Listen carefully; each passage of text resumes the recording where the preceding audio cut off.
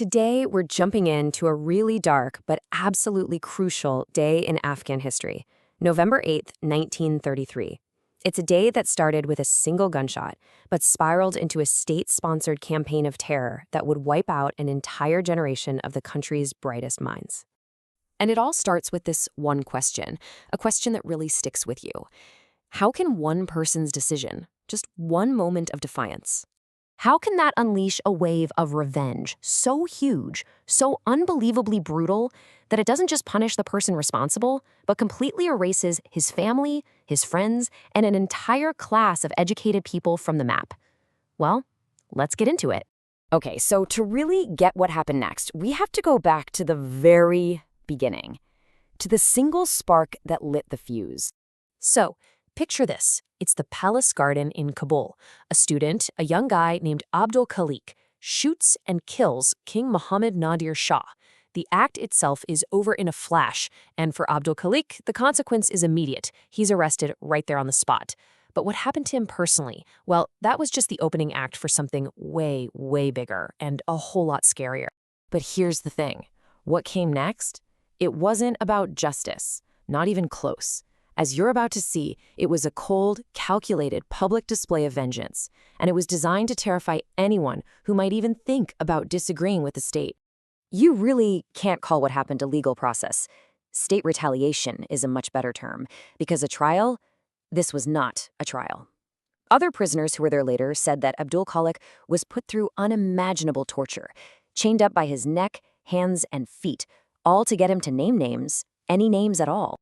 The state wanted to make an example out of him in the most gruesome way you can possibly imagine. Eyewitness accounts describe this sequence of horrors. First, they made him watch as members of his own family were executed. Just think about that. Then, they began to mutilate him in public. They cut off his fingers, his ears, his nose. They gouged out one of his eyes. And finally, palace guards killed him with their bayonets. This wasn't justice. It was a ritual of pure, unadulterated vengeance. And you might think it would end there, with his death. But no. The vengeance was like a shockwave, and its first target was his entire family. I mean, we're talking about the very same day. His father, Khotadad, his uncle, Muldad, and his maternal uncle, Kurban Ali, all executed. The message here is brutal and it's crystal clear. The crime of one person would be paid for with the blood of his whole family. And don't think for a second the women were spared. No. Abdul Khaliq's mother and sister were rounded up and thrown in prison. They weren't given a quick public death. Instead, they were sentenced to a slow, agonizing one, and they eventually died from the absolutely brutal conditions inside. And if you really want to understand just how deep the cruelty went, how absolutely merciless this all was, you just need to know one number: 8. 8 years old. That's how old his little brother Abdul Qasim was when they arrested him and threw him in a cell. Just try to wrap your head around that. An 8-year-old boy spending his entire childhood and teenage years not in a schoolyard, but in the damp, dark cells of a prison. Of course, he got sick. He contracted tuberculosis, and even though other political prisoners tried to look after him, he died alone. The final, tragic victim of a revenge that had no limits, not even for a child. And this is where things get even more sinister. The assassination. It became the perfect excuse. The purge exploded outwards, way beyond just the family. It became a weapon to wipe out anyone the regime saw as a threat.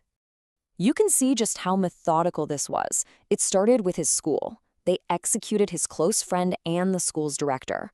Other students? Thrown in jail for life. The net was cast so wide that even the deputy minister of education was targeted. And then it became about settling old scores. Political rivals, like the powerful Charki family, who had absolutely nothing to do with the assassination, were rounded up and executed. And inside those prison walls, it was a living nightmare. You have to understand, memoirs from that time talk about torturers by name. Guys like al-Din Shahur, who used these horrifying methods like teal dog, literally pouring hot oil on prisoners to force them to confess to things they didn't do. Can you imagine? The nights were just filled with screaming, and every morning you'd wake up terrified your name would be on the next execution list. So, okay, let's just take a breath and step back for a moment. After all of this, what was the real lasting damage? What is the true legacy of this kind of brutal, all-consuming wrath? There's this incredible metaphor someone wrote about this time, and it just hits the nail on the head.